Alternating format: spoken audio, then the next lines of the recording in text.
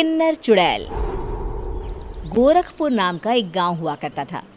उस गांव में ज्यादा लोग नहीं रहते थे। उस गांव में एक गर्भवती विधवा औरत रहती थी। उस औरत का नाम कमला था। कमला अपने घर में अकेली रहती थी।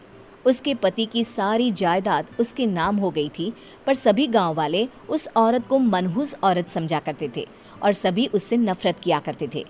एक बार कमला राशन की दुकान पर खाने का सामान खरीदने जाती है। भैया जी, जरा 1 किलो दाल चावल देना। अरे हाय हाय हाय हाय हाय हाय! अरे मनहूस औरत, मेरी दुकान में अपशुगन करवाने आ गई क्या? हैं? चल जा यहाँ से। मैं कुछ नहीं देने वाला हूँ तुझे। भाग भाग यहाँ से, चल जा, निकल। भैया जी, ऐसा मत कहिए। मैं गर्भवती हूँ, मुझे खाने की बहुत जरूरत है। मुझे खाना दे दीजिए। दुकानदार कमला को वहां से धक्के मारकर भगा देता है। तभी कमला रोते रोते उस गांव के किन्नरों के इलाके में आ जाती है। गांव वाले किन्नरों को उसी इलाके में रखा करते थे, क्योंकि वो लोग किन्नरों को पसंद नहीं करते थे और उनके इलाके में रहने से मना करते थे। तो किन्नरों ने उसी गांव में अपना एक इलाका बना लिया था। जब किन्नर लोग देखते हैं कि एक गर्भवती महिला रोते रोते उनके इलाके में आ गई है, तो सारे किन्नर कमला के पास जाकर उसका हाल पूछने लगते हैं। क्या हुआ बहन, तुम्हारी गर्भवती अवस्था में इतनी बुरी हालत कैसे? तुम रो क्यों रही हो? तुम डरो मत, हम तुम्हें कोई नुकसान नहीं पहुंचाएंगे। तुम शांत होकर सब बताओ कि हुआ क्या है। मैं कमला हूँ। मैं गांव के दूसरे इलाके से आई हूँ। 2 महीने पहले ही मेरे पति की मौत हुई है। मुझे गांव के लोग मनहूस मानते हैं, क्योंकि मैं विधवा हूँ और गर्भवती भी। वहाँ के लोग मुझे खाने के लिए कुछ बेचने के लिए भी तैयार नहीं, जिससे मेरा गुजारा नहीं हो रहा था। कोई बात नहीं कमला, हम तुम्हारा ख्याल रखेंगे। किन्नर लोग कमला को एक खाली घर में रहने के लिए जगह दे देते हैं और उसकी देखभाल भी करते हैं। कुछ ही महीने बाद कमला अपने बच्चे को जन्म देती है, पर अफसोस, कमला बच्चे को जन्म देते ही अपनी जान गंवा देती है। जब सब किन्नर बच्चे को देखते हैं तो बहुत खुश हो जाते हैं, क्योंकि वो बच्चा भी किन्नर ही था। कमला ने एक किन्नर बच्चे को जन्म दिया था। अब इस बच्चे की देखभाल कौन करेगा? हम तो इस बच्चे को गांव के दूसरे इलाके में भी नहीं भेज सकते।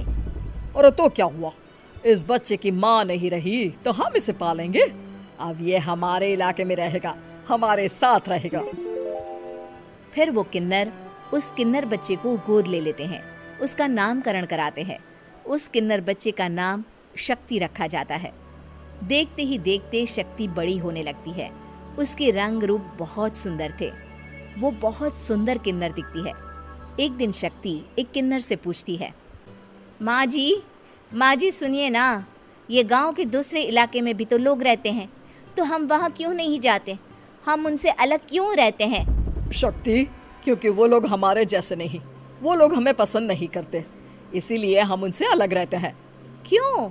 वो हमें क्यों पसंद नहीं करते? मुझे एक बार उस इलाके में जाना है। मैं एक बार वहाँ जाकर घूम कर आऊँ।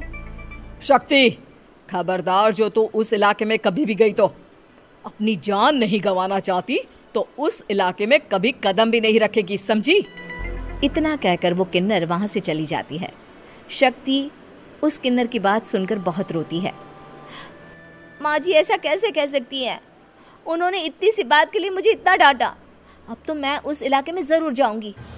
फिर एक दिन शक्ति गांव के दूसरे इलाके में चुपके से जाती है। ये लोग तो हमारे जैसे ही इंसान हैं, तो ये हमसे नफरत क्यों करते हैं? जब शक्ति उस इलाके में पहुंचती है तो गांव के सारे आदमी उसके रूप से मोहित हो जाते हैं। वो लोग ये अंदाज़ा नहीं लगा पाते कि वो किन्नर है। शक्ति की सुंदरता देखकर सारे गांव वाले उसकी तारीफ करने लगते हैं। तभी गांव का चक्कर लगाने गांव के जमींदार का बेटा हर्ष वहां पहुंचता है। हर्ष भी दिखने में बहुत सुंदर होता है। जब हर्ष ने शक्ति को देखा तो वो भी उससे मोहित हो गया, और जब शक्ति की नज़र हर्ष पर पड़ी तो वो हर्ष को देखकर मोहित हो गई। आपको पहले कभी इस गांव में देखा नहीं। इस गांव में आप नए हैं क्या? जी नहीं, वो मैं बस। तभी शक्ति बोलते बोलते रुक जाती है और मन में सोचने लगती है, अगर मैंने इनको बता दिया कि मैं दूसरे इलाके से आई हूँ तो वो समझ जाएंगे कि मैं किन्नर हूँ, इसलिए मुझे इनसे झूठ ही बोलना पड़ेगा। शक्ति हर्ष को कहती है, जी हाँ, मैं इस गांव में नई आई हूँ, यहाँ अकेली रहती हूँ। वैसे आप कौन है? आप भी इसी गांव में रहते हैं? जी हाँ, मैं इस गांव के जमींदार का बेटा हूँ। आपको किसी भी चीज की जरूरत पड़े तो आप मुझे बता देना, मुझे अच्छा लगेगा। ऐसे ही शक्ति और हर्ष एक दूसरे से रोज मिलने लगते। वो दोनों अपने प्यार का इजहार करने एक दूसरे से मिलने जाते हैं। तभी शक्ति का पीछा करते करते एक किन्नर वहां आ जाती है। शक्ति, शक्ति, मैं तुमसे बहुत प्यार करता हूँ। मैं तुमसे शादी करना चाहता हूँ। क्या तुम मुझसे शादी करोगी? हाँ हर्ष, मैं तुमसे शादी करूँगी, पर मैं तुमको अपने बारे में एक सच्चाई बताना चाहती हूँ जो मैंने तुमसे छुपा कर रखी है। तभी उनके बीच में ही वो किन्नर आ जाती है। शक्ति, तेरी हिम्मत कैसे हुई ऐसा करने की? वो किन्नर शक्ति को खींचकर गांव के जमींदार के पास ले जाती है। हर्ष भी वहां शक्ति को बचाने के लिए पहुंच जाता है। जमींदार शक्ति और हर्ष के प्यार के बारे में सुनकर गुस्से में आ जाता है और शक्ति को गांव के बाहर निकालने की सजा देता है। शक्ति ये बात सहन नहीं कर पाती और कुएं में कूदकर अपनी जान दे देती है।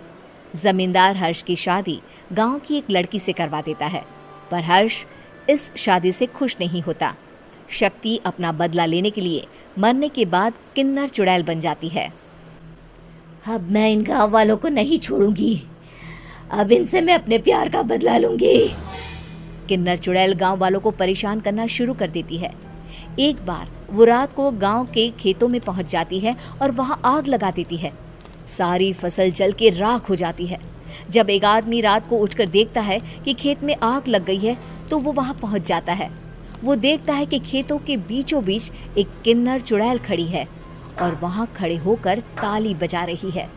गांव वाला किन्नर चुड़ैल को देखकर बेहोश हो जाता है। जब सुबह उस आदमी को होश आता है तो वो सीधा जमींदार के पास जाता है।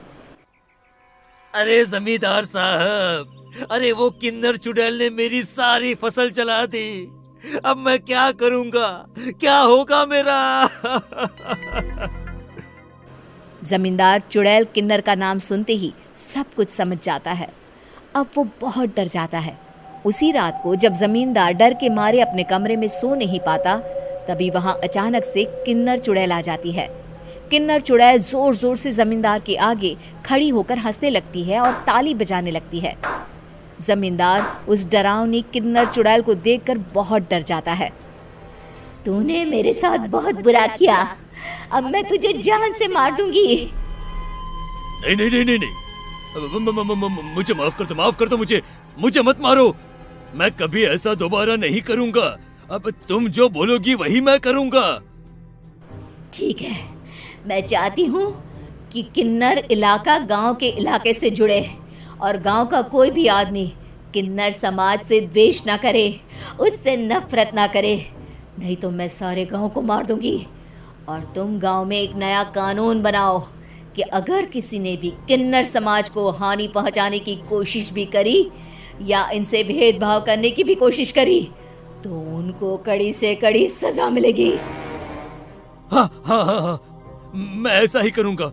तुम जो बोलोगी वो मैं करूंगा, पर मुझे जाने दो प्लीज। तब वो किन्नर चुड़ैल वहां से चली जाती है। गांव का जमींदार किन्नर चुड़ैल का कहा मानते हुए दोनों इलाकों को एक कर देता है और नया कानून भी लागू कर देता है। तब से वहां किन्नर समाज और बाकी गांव वाले शांतिपूर्वक रहने लगते हैं।